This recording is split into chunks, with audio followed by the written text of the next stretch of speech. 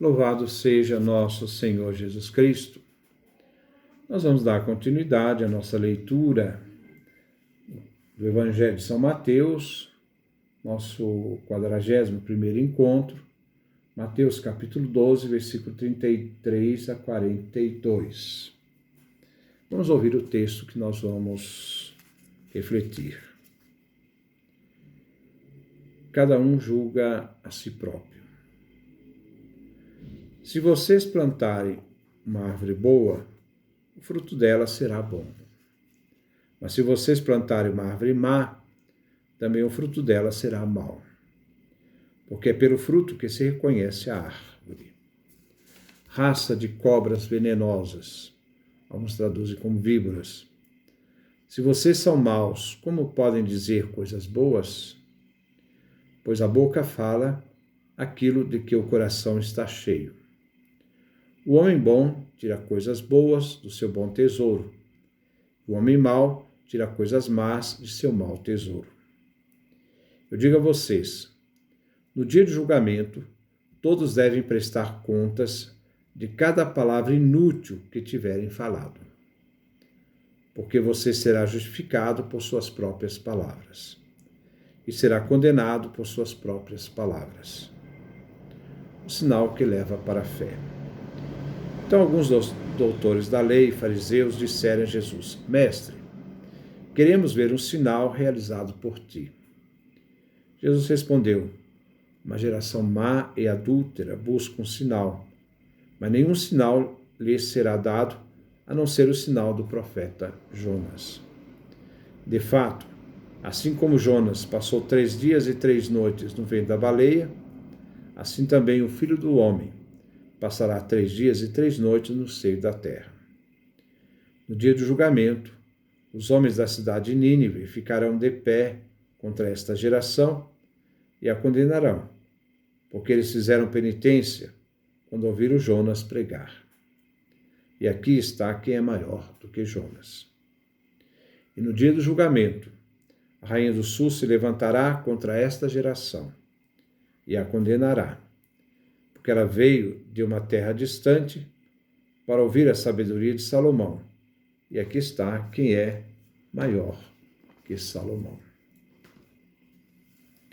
Então, esse é o nosso texto que nós vamos refletir no dia de hoje. Versículo 33. Se vocês plantarem uma árvore boa, o fruto dela será bom. Mas se vocês plantarem uma árvore má, também o fruto dela será mau. Porque é pelo fruto que se conhece a árvore. O princípio desenvolvido na parábola é óbvio. A árvore é conhecida pelos seus frutos. O tipo de fruto reflete o tipo de árvore. Palavras e comportamentos externos refletem o caráter interno e os compromissos da pessoa. Aquele que diz coisas más, quem profere palavras cheias de ódio, como os fariseus a respeito de Jesus, e maldade, não podem ter bom coração. O exterior espalha o interior do ser humano. Então, repetindo. O exterior espelha o interior do ser humano. Pelo fruto se conhece a árvore. Versículo 34. Raça de cobras venenosas. Se vocês são maus, como podem dizer coisas boas? Pois a boca fala aquilo de que o coração está cheio. Aquele que diz coisas más, quem profere palavras cheias de ódio e maldade, como fazem os fariseus, não pode ter bom coração. Tanto é atribuindo a obra de Jesus a ser a obra de Beelzebul, do mal. A maldade do coração vem manifestada pelas más palavras, atestando que Deus não está com ela, com a pessoa. Quando eles criticam Jesus, revela que as palavras que eles dizem, a forma como eles interpretam o fato, que Deus não está com eles. Jesus emprega, como fez João Batista, o termo raça de cobras venenosas. São aqueles que camuflam sob a aparência de piedade, querendo assim demonstrar a intenção de servir a Deus. Jesus cita uma máxima da sabedoria proverbial: a boca fala aquilo de que o coração está cheio. A boa intenção e a sinceridade do agir devem manifestar, naquilo que se fala. Essa dissociação entre falar e coração faz a pessoa cair na hipocrisia e se esconder através de uma máscara social, ser incoerente e perverso. Vimos que os fariseus atribuem as obras de Jesus ao diabo. E isto revela o caráter mau de dentro dos fariseus. A atitude dos fariseus revela quem é mau, mas Jesus é aquele que realiza o bem. Versículo 35. O homem bom tira coisas boas de seu tesouro bom, e o homem mau tira coisas más de seu mau tesouro. Existe uma ligação de caráter interno com as ações, o agir externo. Jesus cita um contraste: homem bom tira coisas boas, seu bom tesouro. Homem mau tira coisas más, seu mau tesouro. Tesouro e coração se encontram unidos. O tesouro quer denotar compromissos fundamentais de unidade entre o que se diz e aquilo que se fala. Entre aquilo que se diz e aquilo que se realiza, que se faz. Tem que ter uma coerência entre aquilo que a pessoa fala e aquilo que a pessoa diz. Os fariseus usam palavras más, inclusive contra Jesus. Isso reflete o compromisso que eles têm com o maligno, o diabo. Como os fariseus atribuíam a Jesus que sua obra é feita pelo mal, agora Jesus julga os fariseus atribuindo suas obras e palavras ao maligno. Versículo 36. Eu digo a vocês, no dia de julgamento, todos devem prestar contas de cada palavra inútil que tiverem falado. Jesus afirma que se deve prestar contas de cada palavra inútil no dia do julgamento, de cada palavra pronunciada. Jesus havia falado das palavras e seus frutos. Primeiro, palavras iradas, capítulo 5, versículo 22 a 26. Juramentos, capítulo 55, capítulo 5, versículo 33 e 37. Terceiro, orações com palavras vazias, capítulo 6, versículo 7. Palavras hipócritas, capítulo 7, versículo 4 e 5. Palavras de falsa confissão, capítulo 7, versículo 21 a 22. São palavras que se opõem a Jesus, que rejeitam os propósitos de Deus, esse Deus que tudo vê e ouve. Capítulo 6, versículo 4 e 6. A atenção que se deve ter com o uso da palavra, pois deverá prestar contas de cada palavra pronunciada. Muitas vezes palavras inúteis, como os fariseus faziam com Jesus. E atribuíam a obra de Jesus a não ser a obra do bem, mas uma obra do mal. Versículo 37. Porque você será justificado por suas próprias palavras e será condenado por suas próprias palavras. A seriedade da palavra. Pronunciar qualquer palavra fará a pessoa ser réu ou não da palavra pronunciada. As palavras dos fariseus sobre Jesus e sua obra é que irão julgar os fariseus diante de Deus. Versículo 38.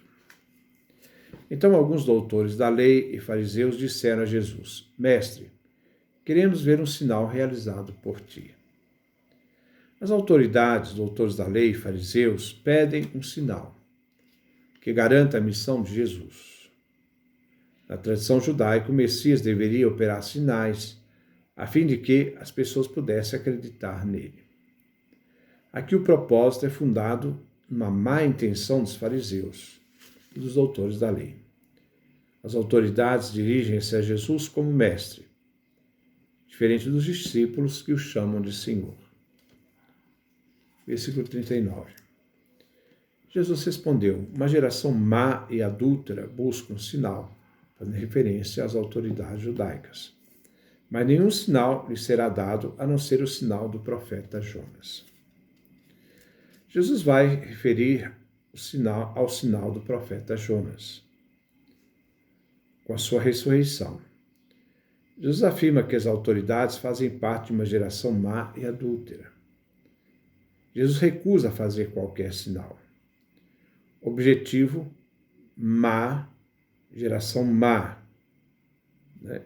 Faz com que os fariseus sejam unidos ao diabo. E adúltero quer dizer que são ilegítimos, privando as autoridades de honra. O sinal que será dado é a ressurreição de Jesus. Versículo 40.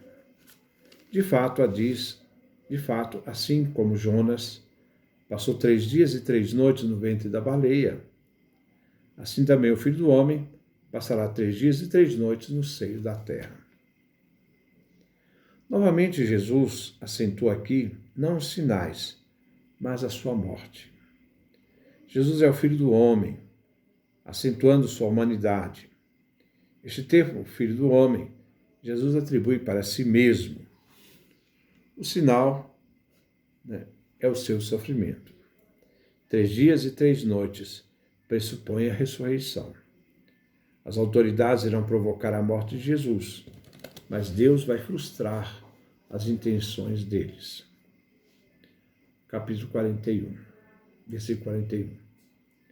No dia do julgamento, os homens da cidade de Nínive ficarão de pé contra esta geração e a condenarão, porque eles fizeram penitência quando ouviram Jonas pregar. E aqui está quem é maior do que Jonas. Jesus se apresenta como alguém que é maior do que o profeta Jonas, superior a Jonas. Os habitantes da Síria, cuja capital é Nínive, ouviram a pregação de Jonas, a sua palavra, se converteram, fizeram penitência. Os pagãos ouviram a pregação de Jonas. No julgamento final, os ninivitas, que fizeram a experiência de um Deus, não como juiz, mas como salvador e perdoador, aquele que não julga a geração, porque eles converteram, eles vão julgar a geração da época de Jesus, porque eles ouviram Jesus, o apelo à conversão, e não se converteram. A geração da época de Jesus será condenada, pois não receberam a palavra de Jesus.